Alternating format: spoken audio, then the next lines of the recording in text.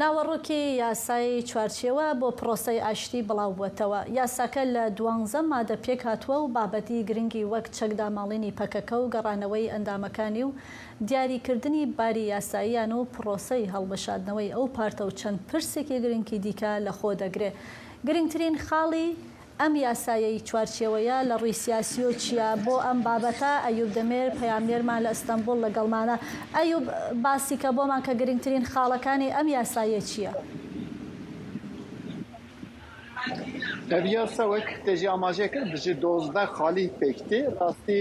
di nav 12 xalan da jî 2 xal betal e ana lê 10 xal tevahî dikarin bêjim ku yani xala yekemîn xala duyemîn bi taybet derdikeve pêş çi dibêje dibêje ku PKK û KCK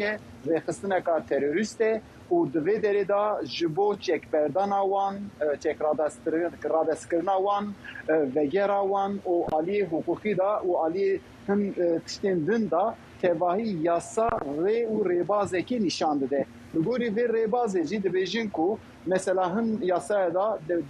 mang diyar dibe. Mesela nav 6 mehan da heke yên ku vegerin bên dikarin werin û ew jî bên di nav 3 salan da ji bo wan cezaya taloq dikin û aliyê din da jî tevahî di nav van halên zagonê da yani ji vê pêşnîmeyê da vegera çekdarên PKK û radestkirina çekan tê nîşan dayîn û aliyê din da jî rastî bi vê nevê hin ew hebû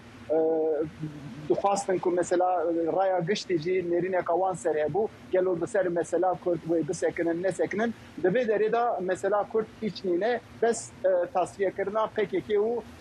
vegera wan diyar dike. باشە ئەو پشتی دیارکردنا خاڵێن vê bernivîsê gerlo wê çi rêbazeke qanûnî hebe herî kêm di nav parlemanê de?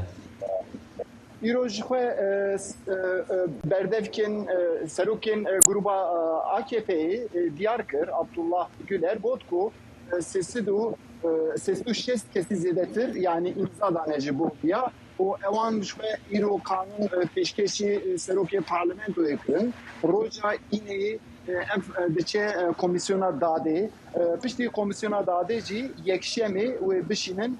parlamento yani meclisê ji vî şûndatır partiyên siyasî yek û parlamentoyê dane wê li ser vê pêşnûmeya